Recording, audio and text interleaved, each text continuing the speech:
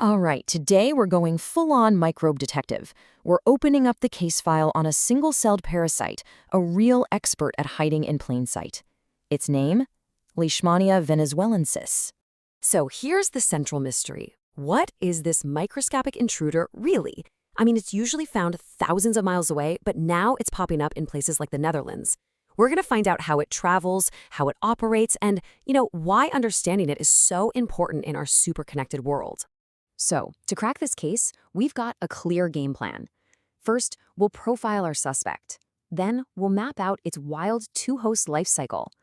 We'll check out the evidence it leaves on the skin, look at the forensic tech used to ID it, and finally, explore the strategies for treatment and what's next in the fight. Okay, every good investigation starts with a profile. Who, or in this case, what are we actually dealing with? Let's get to know our microscopic suspect. So, officially, Leishmania venezuelensis is a protozoan endoparasite. Yeah, I know, that's a mouthful. Let's break that down.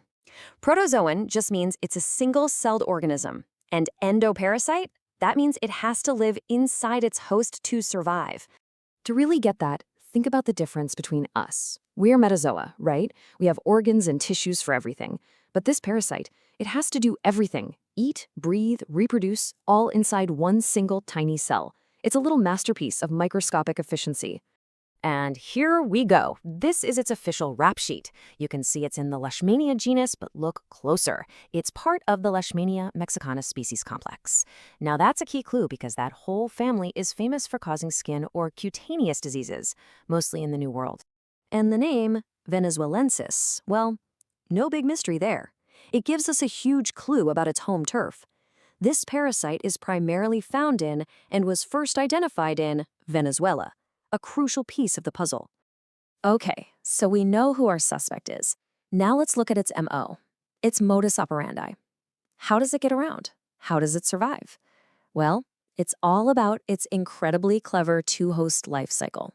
The whole operation is just brilliantly deceptive. It all kicks off when a tiny sandfly, we're talking smaller than a grain of rice, bites someone and injects the parasite. Then the parasite basically lets itself get eaten by our own immune cells. But here's the trick. Instead of being destroyed, it transforms and multiplies inside, turning our defense system into its own personal nursery.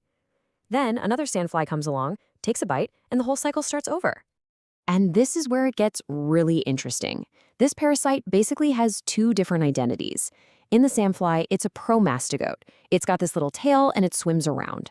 But once it's inside you or me, it morphs into an amastigote, a little circular blob that just multiplies inside our cells. It's a true master of disguise, changing its whole body to survive in two totally different worlds. So, what's the result of this microscopic invasion? What kind of evidence does it leave behind? Let's take a look at the clinical science. The crime scene, if you will, is the skin. An infection with Leishmania venezuelensis leads to a disease called cutaneous leishmaniasis, and cutaneous is just a fancy word for related to the skin. The signs usually show up weeks, sometimes months after the initial sandfly bite. It starts off looking innocent enough, like a small red bump, but then it can grow into a bigger lump, and often it breaks open into a sore or ulcer that has this really distinct raised border, kind of like a tiny volcano. And while they're usually painless, they can stick around for months, even years, and leave some nasty scars. But just having a skin sore isn't enough for a positive ID. To be absolutely sure our suspect is Leishmania venezuelensis, we have to send samples to the lab for some serious forensic work. The forensic team has three main tools. First up is microscopy, where you literally look for the little parasite blobs in a tissue sample. But the real gold standard is PCR. It's a molecular technique that acts like a genetic fingerprint, zeroing in on the parasite's DNA to tell you the exact species. You can also try to grow the parasite in a lab, but that takes a lot longer. And this right here is why that PCR test is so critical. This quote from a Dutch guide says species typing is necessary. And why is that? Because not all Leishmania are created equal. Some species can spread and cause horrific damage to the nose and mouth. So for a traveler returning to Europe, doctors have to know exactly which species they're dealing with to understand the risk and pick the right weapon to fight it. Once you've got that positive ID, it's time to launch the counter-operation. Let's look at the strategies for treating the infection and, even better, preventing it. Now, treatment isn't a one-size-fits-all deal. In the Netherlands, for example, they have a very specific playbook.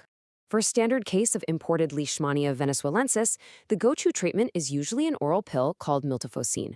For tougher cases, they might bring out the big guns with an IV drug. And for really simple single lesions, they might even use local treatments like freezing it off. But the best counter-operation is just to avoid the battle in the first place. There's no vaccine for this, so prevention is all about protecting yourself from that tiny sandfly. That means deep repellent, long sleeves, and, this is important, sleeping under a very, very fine mesh net. These little guys are so small they can sneak right through a standard mosquito net. Okay, our investigation is almost wrapped up, but the story is far from over. Let's finish up by looking at what's next in the fight against this often overlooked tropical disease. The future is all about building a better toolkit. Scientists are hard at work developing new drugs that are more effective and have fewer side effects. And they're using cutting-edge stuff like CRISPR gene editing to create faster diagnostic tests and, hopefully, the holy grail in all this, a vaccine that actually works for humans. Just so you know, for this explainer, all of our intelligence was gathered using a Gemini deep search. If you want to dig deeper into these case files yourself, you can find a complete list of all our sources in the linked Notebook LM document. And all of this leaves us with one final really important question. This whole case of Leishmania venezuelensis showing up in Europe, it's a stark reminder that diseases don't care about borders anymore. As we all travel more and more, are our health systems really ready to spot and handle the next unexpected intruder? What do you think? We'd love to hear your thoughts down in the comments. And hey, if you enjoy these deep dives, make sure you subscribe to the channel so you don't miss our next investigation. Thanks for watching.